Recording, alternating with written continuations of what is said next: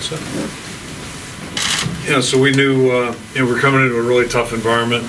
More importantly, against a really good football team, a very tough football team. So, to give yourself a chance in a game like this, you really have to do well in all three phases, and we certainly weren't able to do that. Our defense tried to keep us in the football game. We did a good job of that for a while, but at the end of the day, we just couldn't do the things that you have to do to have any kind of chance. And Wisconsin got an excellent football team, certainly. Running back, it's the first time we've seen him. He's a very good player, very strong player. And then their defense, better than advertised, and not that they haven't been playing well all season long, but I can't imagine they played a better game than that. So, to their credit, they've got a tremendous football team, and they showed it tonight. And for us, we'll get back to Iowa City, look at this thing tomorrow, and we'll put it behind us. And really, what we've got left right now is 13 days, 2 games. So that's where our focus will turn tomorrow. Throw it out for questions. Kirk, they took your tight ends out of the game. Did they do anything specific, anything to surprise you, or was it just execution? No, I don't think, at least I'm not aware of them doing anything that we had, prepared for or seen, but they played great football. I mean, they were all parts of it up front. They played really well, their coverage. And when we did have something open, we couldn't either throw it well enough or catch it. So just one of those days. Can you totally prepare for what Wisconsin does defensively with the blitz? I mean, it seems like it's different every time. No, I mean, we got 9 games of film on these guys, so I don't think we saw anything out there that it may not appear that way, but the things that we saw, we'd seen on tape during the course of the season, and bottom line is we didn't do a good enough job, picking it up, but they did a hell of a job. What kind of impact do you think the drop pass has had, especially by your wide receivers? Well, it's kind of been us this season. When our execution, we're not good enough offensively not to execute cleanly. So, little misthrows, little inches make a difference there, and then if we do have a catchable ball, we've got to catch it. And when we do play clean football, we have a chance to do some good things. And you drop the ball, especially against a team like this, you're going to pay for it.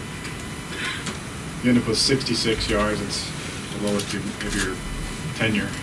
How do you explain this compared to what happened last week? Well, 2 things. I mean, first of all, it felt like it. That's the first statement I would make. It felt like that. And you can't explain it other than just, we played clean football last week. We didn't do much to hurt ourselves tonight. I can't say that.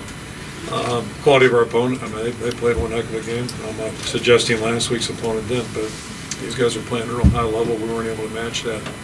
So, and the only good thing I can spin out of that is last time we were that low, we won the league championship, so maybe something good will come out of this in the next 2 weeks.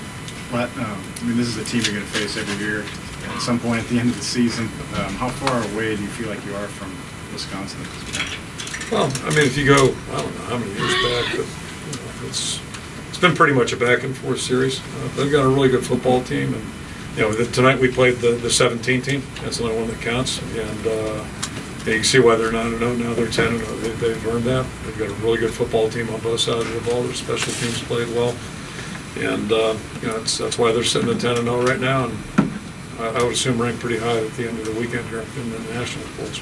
The last 3 times, in fact, you've played Wisconsin, you've been held to less than 240 yards. Is it the 3-4 that's causing so many difficulties for you guys to move the ball, even a matter of a couple of yards? Yeah, I think whether you look at us or just look at statistics year by year, it's like a lot of good teams. Good teams tend to play at least. I guess it's not true in college because there's certain conferences where it's not true, but usually good teams in the Big Ten play good defense, and that's what these guys have done.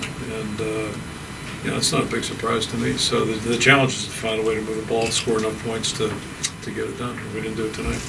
What's it like trying to call plays or trying to get an offense together that's thinking like that? What's it like for you? Well, I wasn't calling the plays, so it's frustrating. Anytime you can't get momentum going, you can't get a little something going, find your rhythm, and I don't know what our yards per carry was. I haven't looked at any stats, but I think with our tailbacks running the ball, they did an adequate job. It wasn't like the run game was not functioning, but if you're not catching, throwing, and catching, protecting well enough of those things, for us to play well, we need to play balance. That's what we need to do. How surprised were you that they got to the 8 as much as they did?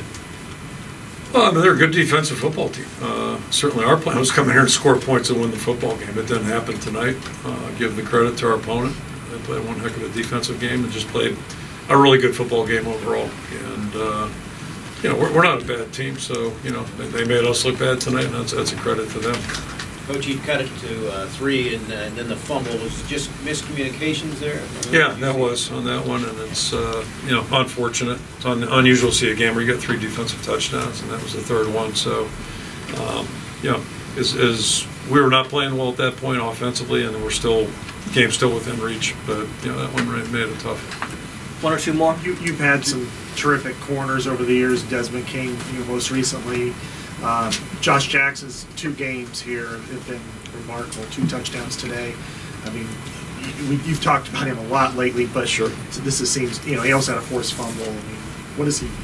How is he accelerated? Yeah, I mean, what he's done the last 2 weeks, just statistically, it's just, you know, I don't know how you can do better than that. That's almost video game type numbers. So. To me, it's you know, the result of his hard work. He's really done some good things over the years and over the months, and but still, you know, he's playing really well. But to say that, you know, a guy's going to do that kind of stuff, that's pretty unusual. When you guys are losing like this, do you seek out like bad habits or bad actions to this and try to ferret that out? I'm not sure I'm following you on that one. The things that led to this. Do you?